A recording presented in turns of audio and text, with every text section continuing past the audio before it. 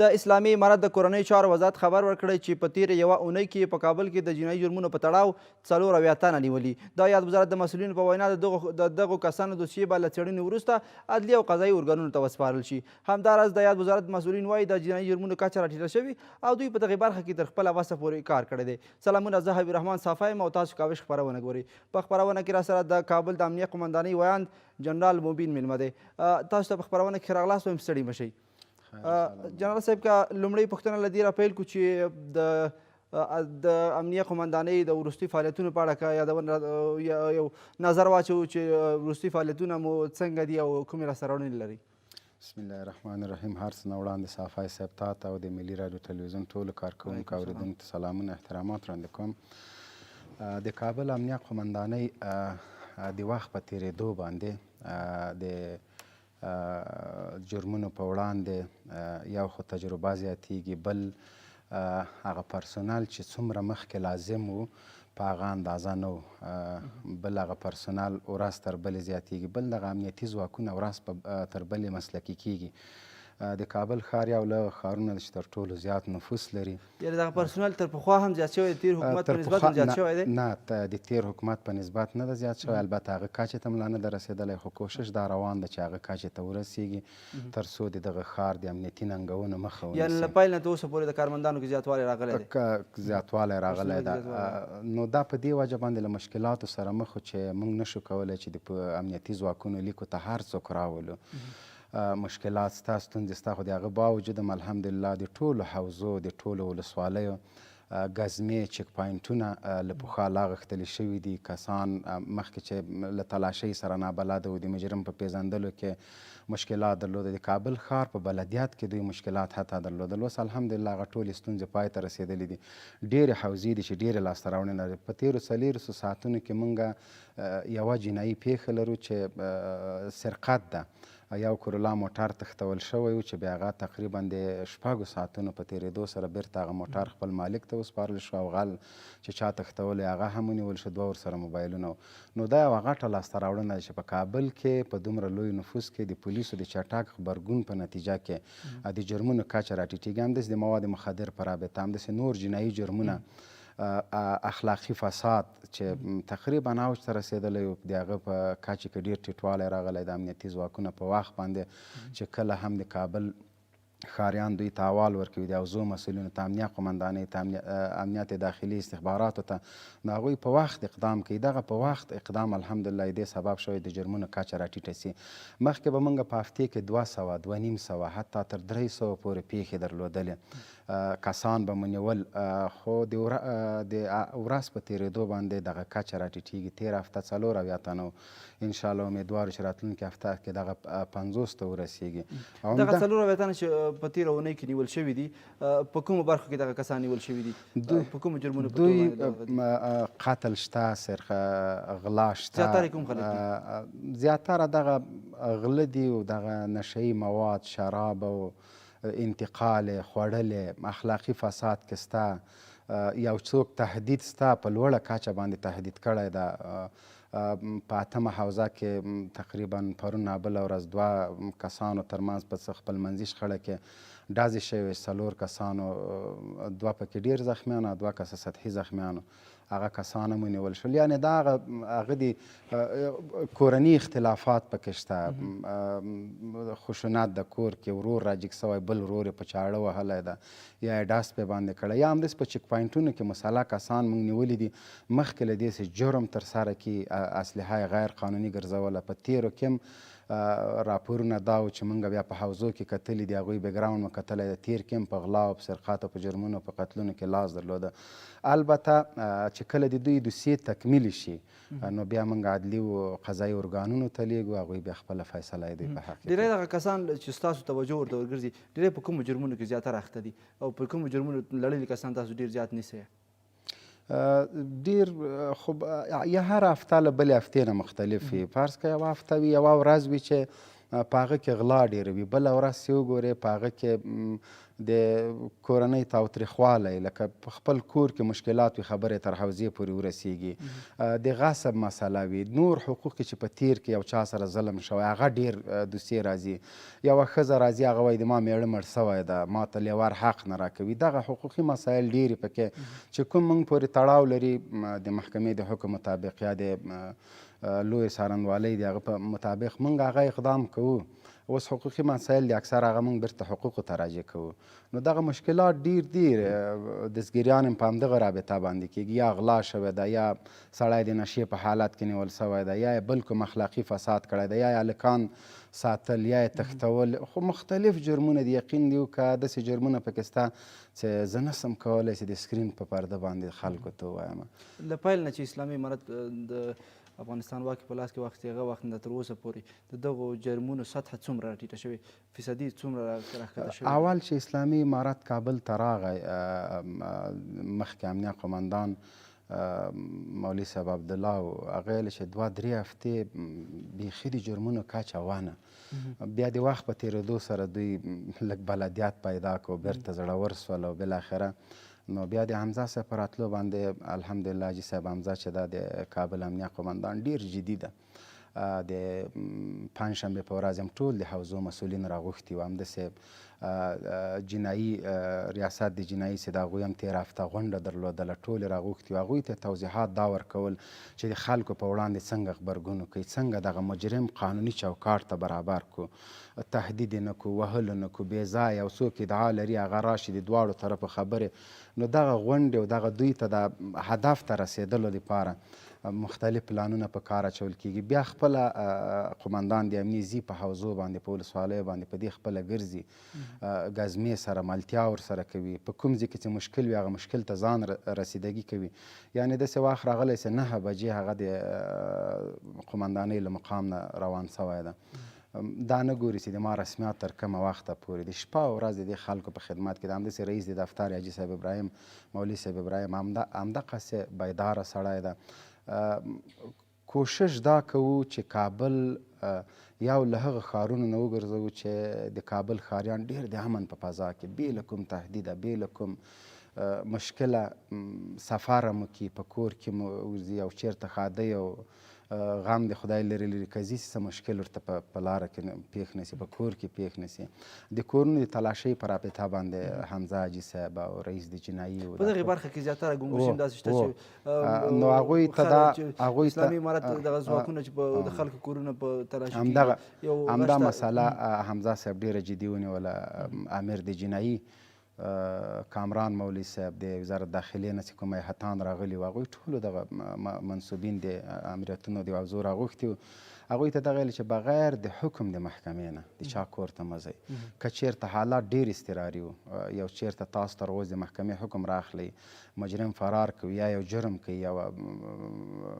هولناکه حادثه راپېښه کېږي بیا تاسو کولی شئ چې اقدام وکئ خو پس له اقدام هم تاسو باید د څومره زر کولی شئ چې په دې رابطه باید د محکمې حکم راواخلئ تر څو د کور والا د تاسو په رابطه باندې ادعا ونه کړي تاسو بدنامه نه کړي امنیتي ځواکونه په رابطه باندې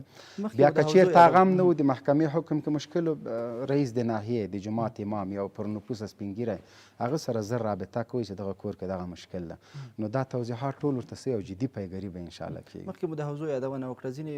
داسې شکایتونه راسېږي چې د حوزو له امرینو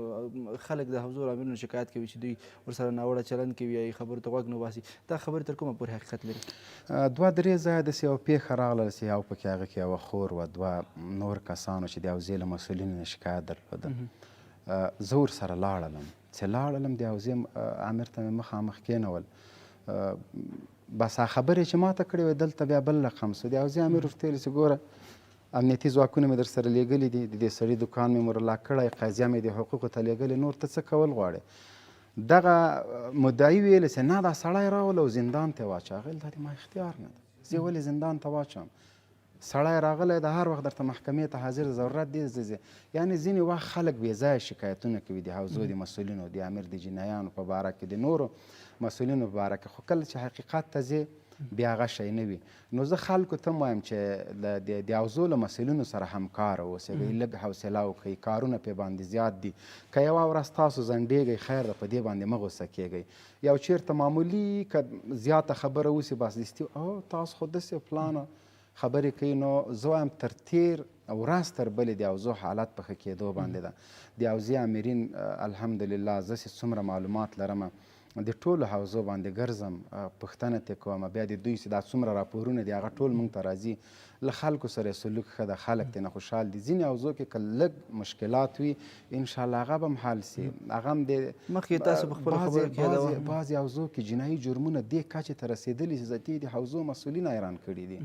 نو هغوی د دغه په مخنیوي کې شپه او ورځ موږ ګرځو، د شپې ګزمې کوو، د ورځې ګرځو، خپله د امنیه قمندانۍ مقام، رئیس د دفتر، دوی ټول ګرځي تر څو غفلت وظیفوي. دغه د مخدراتو کوم مسله مخکې هم یادونه وشوله، د پلور ځایونه یې مثلا دغه کسان چې مخدراتو کې استعمالوي، د دغو مخنیوي دپاره څومره هڅې شوي دي، څومره کار ورته شوی دی؟ د راپورونو په اساس باندې موږ په 5مه حوزه کې، 6مه حوزه کې، داسې په 11مه حوزه کې هغه حوزې چې په تیر کې هم په دغه ځای کې د مخدره توکو خرڅول او اخیستل او قاچاق ډېر په دې ځای کې مختلفو وختونو کې. تېره میاشت په 5مې حوزې کې تقریبا د 40 کیلو په شاوخوا کې موږ اپین 400 یو رقم بل څه بلا د دوی په ستنې کې په رګ کې تېروي، دا ونیول، مجرمین مو ونیول. بیا د هغه متصل د هغه په وروسته نور عملیاتو چې دوی نور کسان وښودل. نو تقریبا ډېرې لاسته راوړنې په 5مې حوزې کې هم لرو، په 4مې کې هم لرو، په 6مه حوزه کې لرو. دغه مرکزي ځایونه د دوی وو. خو اوس هم وایي دغه توکي لا خرڅول کېږي په آزاد ډول بازار کې شته. خو بازار کې به مشکله وي کوي، که ونیول شي د قانون منګلو ته سپارل کېږي. امنیتي ځواکونه د دې په وړاندې ډېر جدي دي، ځکه دا د موږ د امنیتي ځواکونو دپاره یو حیاتي موضوع ده. که چېرته د مواد البته په پټ ډول دي، ښکاره نه دي. که چېرته د مواد مخدر په وړاندې موږ جدي ګامونه پورته نه کړو، همدغه د یو جرم سبب ګرځي. همدغه مواد مخدر معتاد غلا کوي، قتل کوي، له کوره سامان پټوي، خپله ښځه مړه کوي، خپله بچیان وژني. نو د دې په خاطر امنیتي ځواکونه ډېر جدي دي چې د نشهیي توکو په وړاندې څومره قوي پلانونه جوړیږي، همغومره قوي عملیات موږ کوو تر څو دغه پدیده نور له افغانستان نه د پای ټکی ورته ډېری کوم کسان په دغه اوبو کې اخته دي، تاسو ورته رسېدګي کړې؟ خو ما درته حوزې وویلې که نه چې دغه مختلفو حوزو کې دي. په 9مه حوزه کې هم یو څه دستګیریانې شوي دي، په 8مه کې هم شوي دي. خو بعضې حوزو کې بیخي دغه شی صفر ده، بعضې حوزو کې حتی ډېر زیات په لوړه کچه باندې و چې د عملیاتو په نتیجه کې الحمدلله د هغه کچه راټیټه سوې ده. د اسلامي امارت له راتګ نه تر اوسه پورې څومره مجرمین نیول شوي دي؟ مشخص تعداد معلوم دی؟ مجرمین خو مخکې د هفتې ما درته ویلې چې 200 به مو 100 کسان به مو 170 کسان به مو. یوازینۍ تېره هفته ده چې موږ د مجرمینو کچه یو څه راټیټه ده. په تېرو له ده نه مخکې 2 هفتو کې چې کومه په 15 ورځو کې موږ 250 کسان دوسیې تکمیل کړلې، د امریت جنایي له خوا هغه زندان ته ولېږل شول. نو تقریبا د 2000 په شاوخوا کې له دې زیات خو زندانیان دومره نه لرو، یا اکثره د جرمونو کچه ټیټه وه، څه زندان یې تېر کړی ده. داسې کسان چې بېرته خوشي کړي دي؟ بېرته خوشي سوي دي، ځکه کمیسیونونه چې ټاکل کېږي هغه په کومه طبقه جرمونه یې کړي وو چې تاسو بېرته خوشي کړي دي؟ که هغه د مواد مخدر په رابطه باندې و، که د غلا په رابطه باندې و، نور کوم داسې هغه وجه دا وه چې موږ زندانیان ساتلی نه شو. د قانوني مراحل مو د هغوی طی کړي وو، قضا کار نه و شروع کړی، څارندوالي کار نه و شروع کړی. نو د دغه خلا په وجه باندې موږ زندان کې دوی نشو ساتلی دومره. باید په 72 ساعتونو کې یا په 4 ورځو کې یا حتی په 1 هفتې کې باید یو مجرم دوسیه زندان ته عدلي او قضایي ارګانونو ته لاړ شي. حتی د موږ دوسیې 15 ورځې، 1 میاشت، 2 میاشتې، ځکه درک نه و، عدلي او قضایي ارګانونه فعاله نه. نو په دې وجه باندې بیا باحثان چې ټاکل کېدی دوی د جرمونو د ادعا په مطابق باندې چې چا پې باندې درلودل، څه د ضمانت په بنیاد باندې خوشي شوي و، څه هم بس خوشي شوي دي همالته. اوس هم داسې چارې ترسره کېږي؟ اوس په تقریبا د 15 ورځو کې نه دي ترسره شوي، تر دې مخکې ترسره شوي. 200 کسان یې خوشي کړل، د پولیس چرخي له زندانه ایحاتان ټاکل شوي. که دغه کسان بېرته خوشي کېږي که بیا به جرمونه لاس پورې کوي؟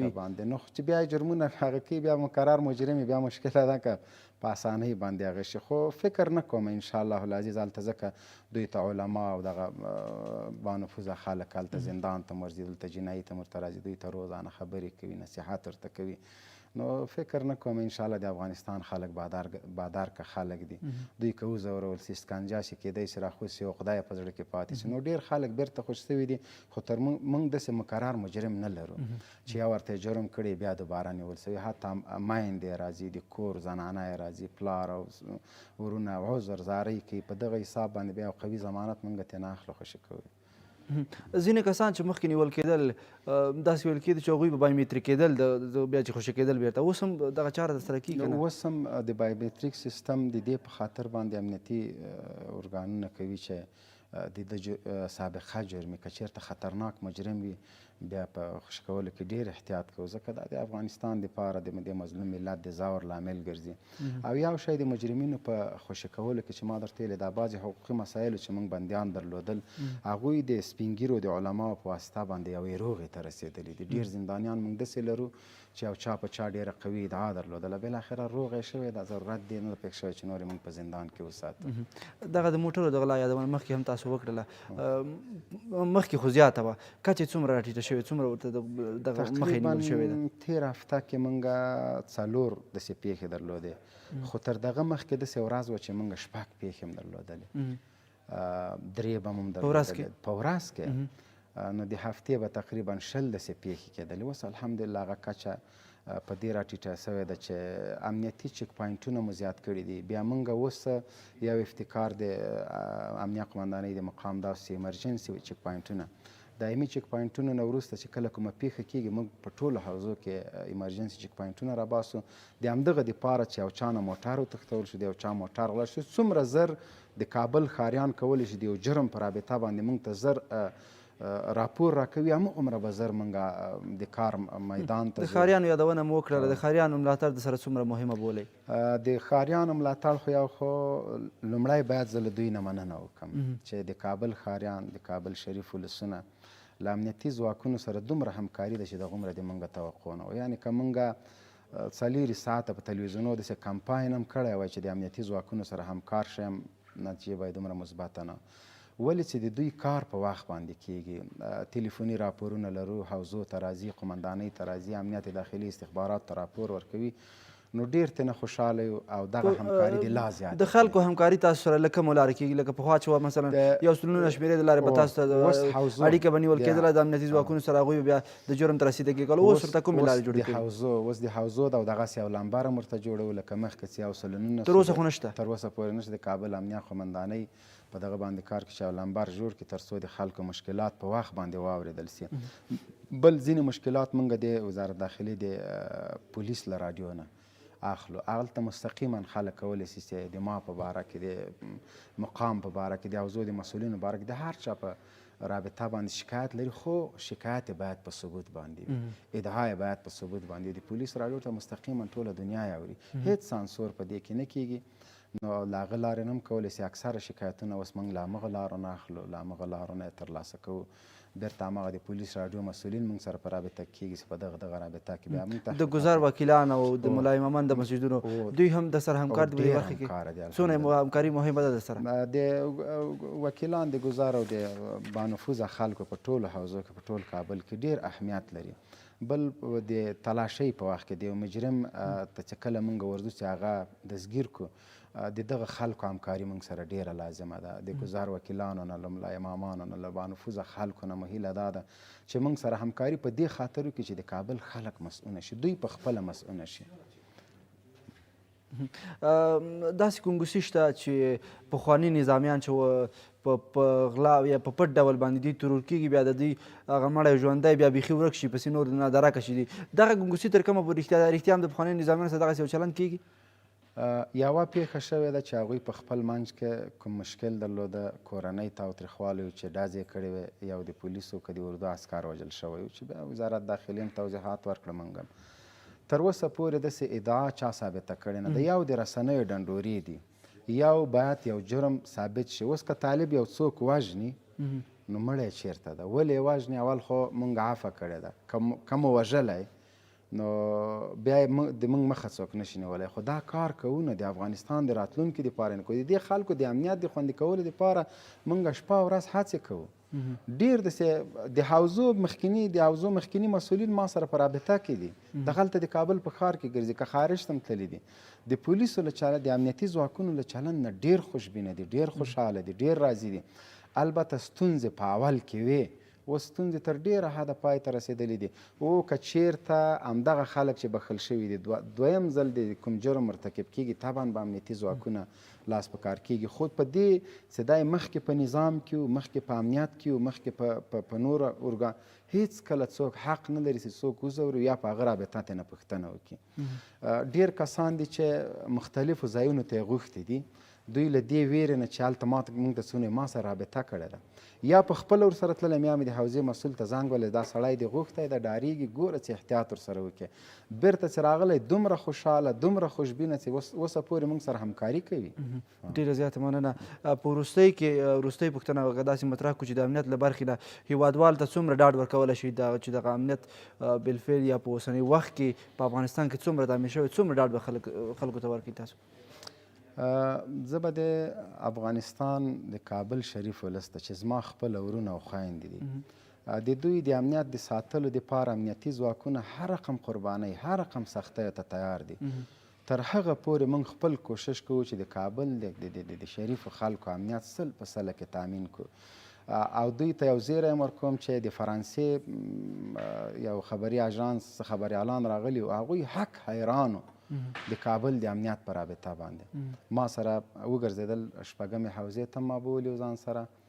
او یوه بله حوزه وه چې له هغه نه یم درېیمې حوزې ته م تللي نو دوی په خپله تعجب کوه هلته له خلکو لکه د ورځې راپور په نامه باندې دوی به څه راپور جوړوه دا د خلکو سره چلند د امنیتي ځواکونو د دوی ګزمې د دوی برداري د هر څه او دې ته تعجب پاتې شو کابل غوندې ښار څنګه طالبانو وکولی شي چې کنټرول کړي امنیتي ځواکونو نو زه دوی ته وایم چې انشاءالله موږ امنیتي ځواکونه شپه او ورځ دا نه ګورو چې دا د موږ رسمي وخت ده دا مو د خوب وخت ده انشاءالله هر وخت د دوی په خدمت کې څلېرې ساعته او د دوی همکاري له امنیتي ځواکونو سره اړینه بولم فرض بولم هیڅ کله د دوی د یو جرم په لیدلو سره ځان نه تیر باسي ځکه دغه مجرم سبا یې د کور ته ځي که یو جرم دی ویني او امنیتي ځواکونو ته په وخت راپور نه ورکړي په دې دی پوه شي سبا د دغه ظالم ښکار کېدلی شي دا سړی ډېره زیاته مننه چې بحث کې راسره ګډون وکړ له تاسو درنو لیدونکو هم یوه نړۍ مننه چې خپرونه مو راسره تر پایه وکتله تر بیا او بلې خپرونې د خدای په امان